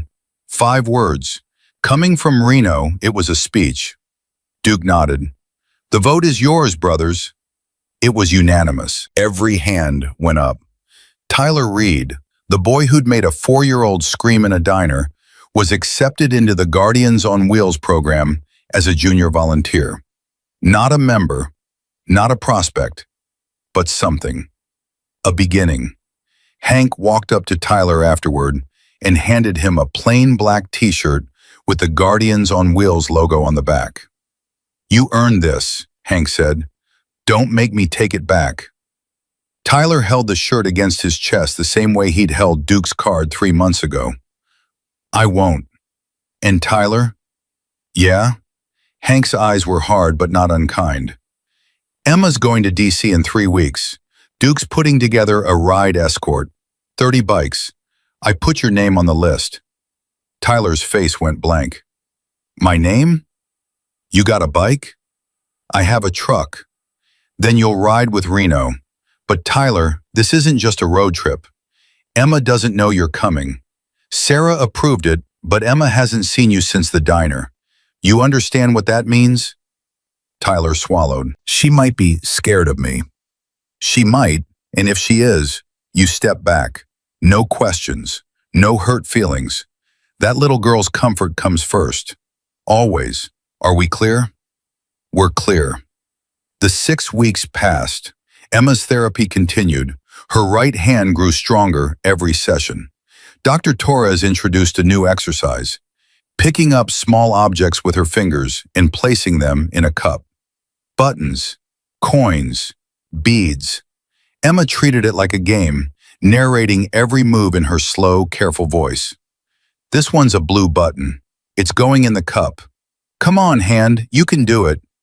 The day she picked up a dime, the smallest, hardest object, and dropped it into the cup without it falling. She screamed so loud that Dr. Torres jumped.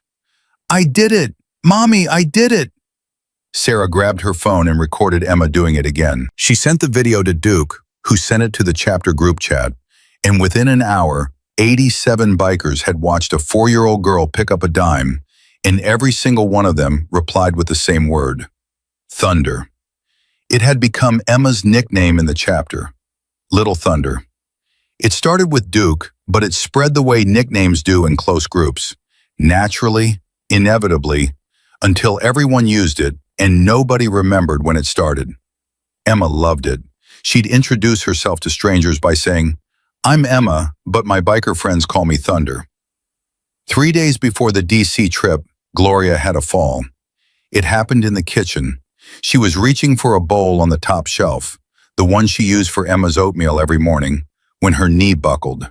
She went down hard, hitting the tile floor with a sound that brought Sarah running from the bathroom. Mom, are you okay?" Gloria was on the floor, holding her hip, her face gray with pain. I'm fine. Just lost my balance." "You're not fine. Don't move." Sarah called 911. The ambulance came. At the hospital, the x-ray showed a hairline fracture in Gloria's left hip. Not serious enough for surgery, but serious enough for a wheelchair and 6 weeks of restricted movement. Gloria lay in the hospital bed, furious at herself. "I'm not going to DC, she said. "I was supposed to go with you and Emma." "Mom, don't worry about DC." "I am worrying about DC. Who's going to help you with Emma on the plane? Who's going to carry her bags? Who's going to hold her if she gets scared?" "I'll figure it out." Sarah Elizabeth Dawson, you cannot take a 4-year-old with cerebral palsy to Washington, D.C. alone. "She won't be alone," a voice said from the doorway. Debbie Holt stood there, holding a vase of grocery store flowers that she'd clearly bought in the hospital gift shop 5 minutes ago. "I just heard. I'm coming with you." Sarah stared at her. "Debbie, you don't have to." "I know I don't have to.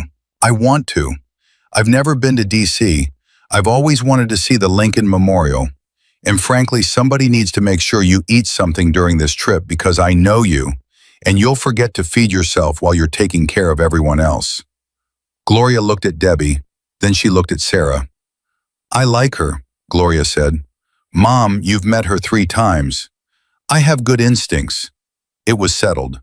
Debbie would fly to D.C. with Sarah and Emma. Duke and 30 bikers would ride, a 3-day journey from Oklahoma to Washington, and arrive the morning of the gala. The night before they left, Sarah sat on Emma's bed and tried to explain what was happening. "We're going on a trip, baby, on an airplane." Emma's eyes went wide. "A real airplane?" "A real airplane." "Does it go fast?" "Very fast." "Faster than Uncle Duke's motorcycle?" Sarah smiled. "Much faster." "Where are we going?" "A place called Washington. Some very nice people want to meet you and give you a special prize." "What did I do?" Sarah looked at her daughter, 4 years old, wearing pajamas with stars on them, her leather vest draped over the chair, her right hand resting on her stuffed elephant. "You were brave," Sarah said. "That's what you did." Emma thought about this. "Is being brave hard?" "Sometimes, yeah." "I don't think it's hard," Emma said. "I think it's just being nice when people are mean. That's not hard. That's just what you do." Sarah pulled her daughter close and held her, breathing in the smell of her shampoo and the laundry detergent, and the faint leather scent that had somehow gotten into everything Emma owned since the vest arrived. "When did you get so smart?" Sarah whispered. "I was born smart, Mommy. Dr. Torres said so."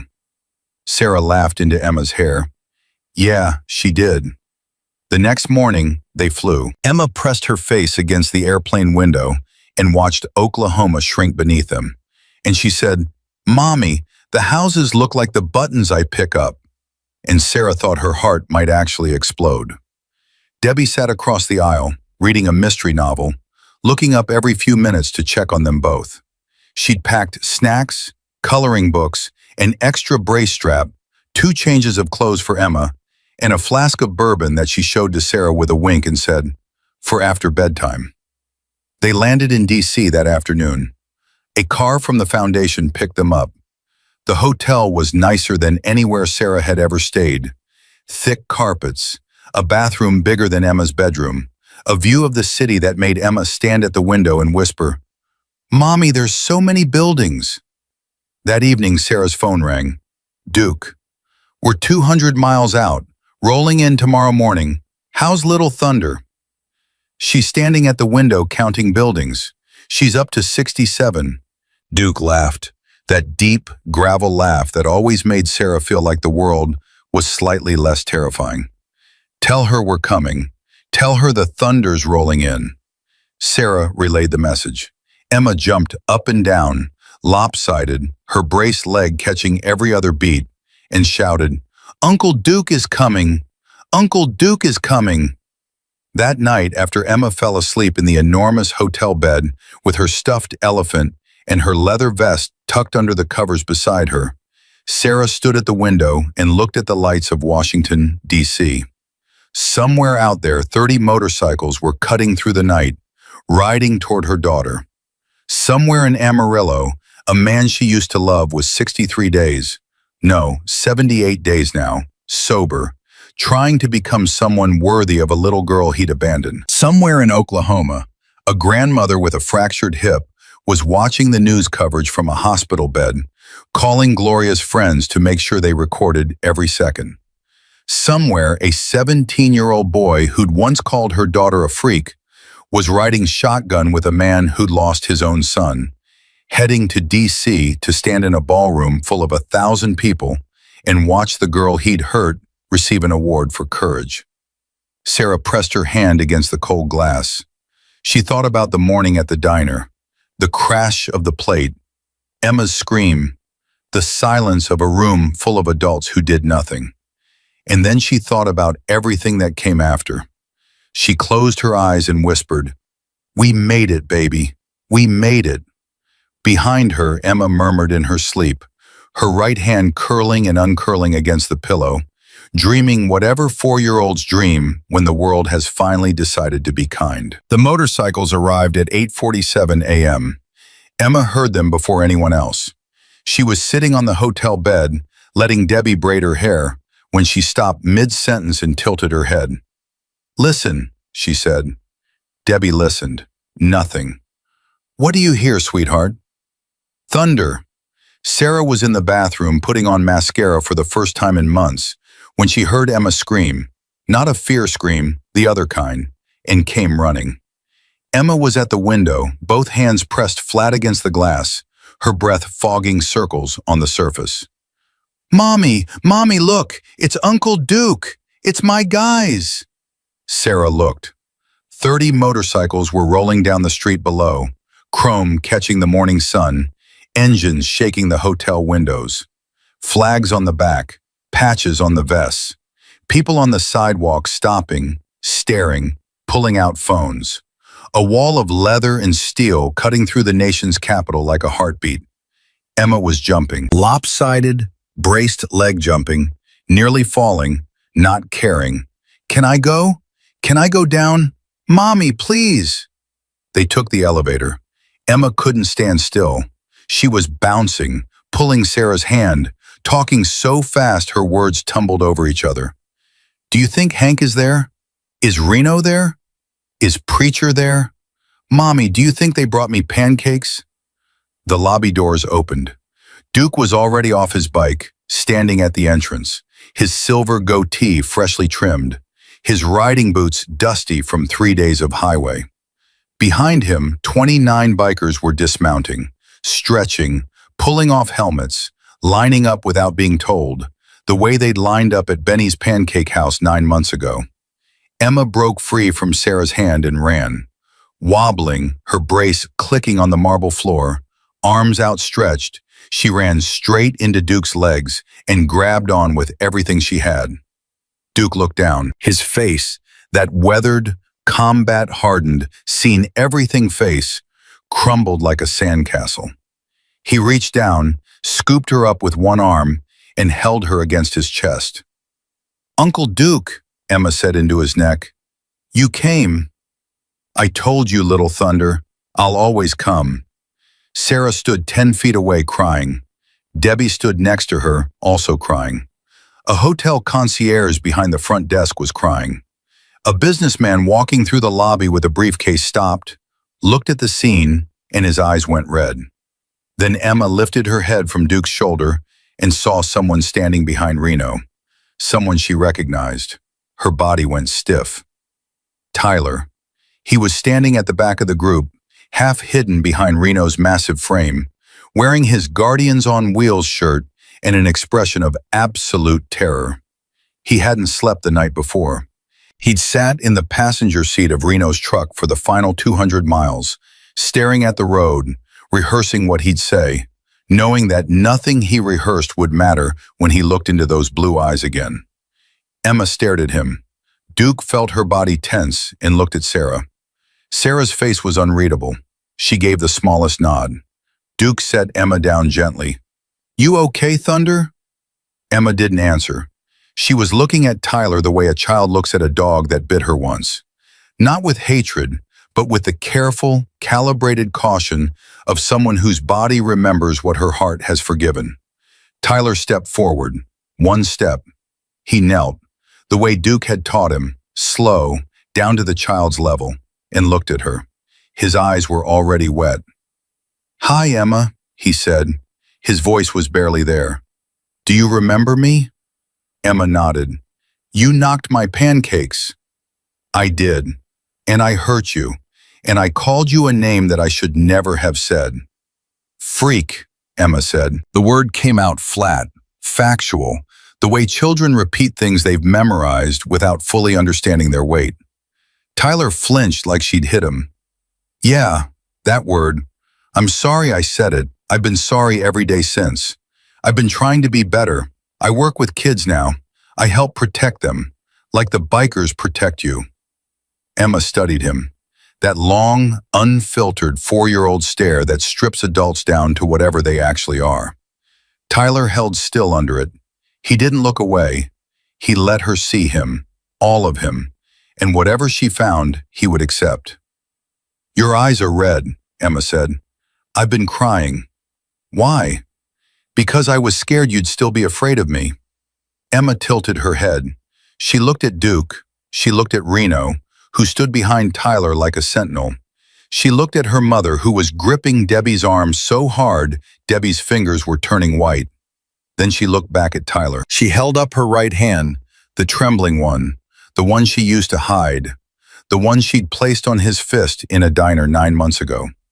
"High five?" she said. Tyler stared at her hand, small, shaking, open. He raised his palm and pressed it against hers, gently, the way you touch something sacred. And Emma giggled and said, "You have big hands." Tyler laughed. It came out broken and wet and real. "Yeah, I do." "That's okay. Big hands can be nice hands too." Reno turned his back to the group. Hank put his arm around Reno's shoulder. 3 bikers who'd ridden 1,000 miles to stand in a hotel lobby wiped their faces with their bandanas and pretended the wind was in their eyes. The gala started at 7 p.m. 1,000 people in a ballroom. Politicians, doctors, celebrities, donors, cameras everywhere. The kind of event Sarah had only ever seen on television, and now she was walking into it with her 4-year-old daughter on her hip and 30 bikers at her back. Emma wore her white sunflower dress. Over it, she wore her leather vest. Sarah had tried to convince her to leave it at the hotel. Emma had refused with the kind of iron will that only 4-year-olds possess. "It's my special vest, Mommy. My guys gave it to me." "Baby, this is a fancy party. People will be wearing gowns and suits." "My vest is fancy." Debbie leaned over to Sarah. "She's right. It's the fanciest thing in the room." They walked in. 1,000 heads turned. A 4-year-old girl in a sunflower dress and a leather vest that said, "Protected by Hell's Angels," flanked by her mother, a retired school counselor, and 30 bikers who cleaned up better than anyone expected. Duke in a pressed shirt under his vest, Hank with his beard trimmed, Reno in actual dress shoes that he clearly hated, and Tyler, in the back, wearing Reno's old blazer that was 2 sizes too big in the shoulders, standing tall, staying quiet, being there. Margaret Chen took the stage at 8 p.m. She spoke about the foundation. She spoke about cerebral palsy, the 2 million Americans living with it, the families struggling for resources, the children fighting battles nobody sees. She spoke about courage. Then she said, "Tonight we present our Courage Award to the youngest recipient in our foundation's 40-year history. She's 4 years old. She has cerebral palsy. 9 months ago, she was attacked by bullies in a diner, and she responded to cruelty with something the rest of us spend our whole lives trying to learn. She responded with grace. Ladies and gentlemen, Emma Dawson." The room stood, 1,000 people on their feet before Emma even reached the stage. Sarah carried her up the steps. The applause was so loud, Emma covered her ears and laughed. Sarah set her down at the podium, which was taller than Emma's entire body, and the foundation had placed a small step stool behind it so she could see over the top. Emma looked out at the room. 1,000 faces. Cameras flashing, silence falling, and this 4-year-old girl, standing on a stool, wearing a leather vest over a sunflower dress, did something no speechwriter could have scripted. She held up her right hand, the trembling one. She held it high above her head, steady as she could manage, and said into the microphone in her slow, careful voice, "This is my hand. It shakes, but my doctor says it's getting better, and my Uncle Duke says it's a warrior hand, so I like it now." The room shattered. 1,000 people crying, openly, unashamedly, politicians dabbing their eyes with napkins, doctors pressing their palms against their faces, a senator in the front row turning to her aide and saying, "We need to triple the funding." Margaret Chen knelt beside Emma and presented her with a crystal award shaped like a star. Emma held it with both hands, her left hand steady, her right hand trembling, and looked at it like it was the most beautiful thing she'd ever seen. "Is this for me?" she asked. "That's for you, Emma, for being brave." Emma looked out at the audience. She found Duke in the crowd. He was standing against the wall with his arms folded and tears streaming into his silver goatee. She found Hank crying into Reno's shoulder. She found Tyler standing in the back corner, his hand pressed over his mouth, his whole body shaking. She found her mother. Sarah was standing at the edge of the stage, one hand on the railing, the other pressed against her heart. "Mommy," Emma said into the microphone, and every speaker in the ballroom carried her voice. "Mommy, don't cry. It's okay. Remember? Being brave is just being nice when people are mean. It's not hard." Sarah covered her face with both hands and broke. Debbie caught her, held her up, kept her standing. The applause lasted 4 minutes. 4 full minutes. A standing ovation for a girl who couldn't reach the microphone without a stool. Afterward, in the hallway, while the ballroom buzzed with conversations and donations and promises, Duke found Emma sitting on Sarah's lap, eating a cookie the size of her face. He knelt one final time. His knee cracked so loud Emma laughed. "Uncle Duke, your knee is noisy." "It's old, like me." "You're not old, you're just loud." He laughed. Then he reached into his vest and pulled out something small. A patch, round, embroidered, silver and black. In the center, a tiny thunderbolt. Around the edge, 4 words, "You are the thunder."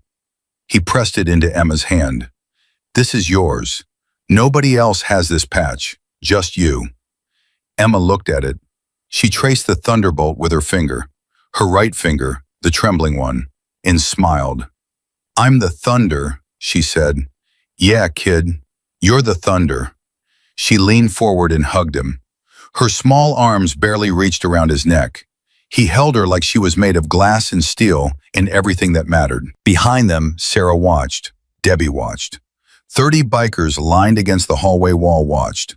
Tyler, standing at the end of the line, his eyes swollen, his borrowed blazer hanging off his shoulders, watched a little girl hug a man who'd ridden 1,000 miles to kneel on a bad knee and give her a patch. And somewhere in Amarillo, Texas, a man named Kevin Dawson sat in an AA meeting, 91 days sober, watching a live stream of the gala on his phone under the table. He saw his daughter hold up her trembling hand. He saw her smile. He saw the vest. He heard her voice through the tiny speaker. "This is my hand. It shakes, but I like it now." And he pressed the phone against his chest and closed his eyes and made a promise he intended to keep. That night, Sarah carried Emma back to the hotel room. Emma was asleep before they reached the elevator, her crystal star in one hand, her thunder patch in the other, her leather vest still on over her sunflower dress. Sarah laid her in the big hotel bed. She tucked the covers around her. She placed the stuffed elephant next to her pillow. She stood there for a long time looking at this girl. This small, extraordinary, trembling, unbreakable girl who had walked into a diner 9 months ago just wanting pancakes and had walked out carrying the weight and the hope of the whole world on her 4-year-old shoulders without even knowing it. Sarah bent down and kissed Emma's forehead, the same spot where a boy had flicked her and changed everything. "Good night, Thunder," she whispered. Emma stirred. Her right hand curled around her mother's finger. Even in sleep, it trembled, but it held on. If this story touched your heart, please like, share, and subscribe. Let's remind the world that kindness doesn't need permission. Courage doesn't need size.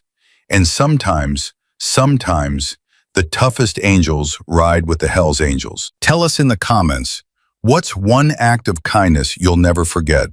Your words might reach someone who needs hope today. Because as Emma Dawson proved, you don't need a steady hand to hold the whole world together. You just need to hold on.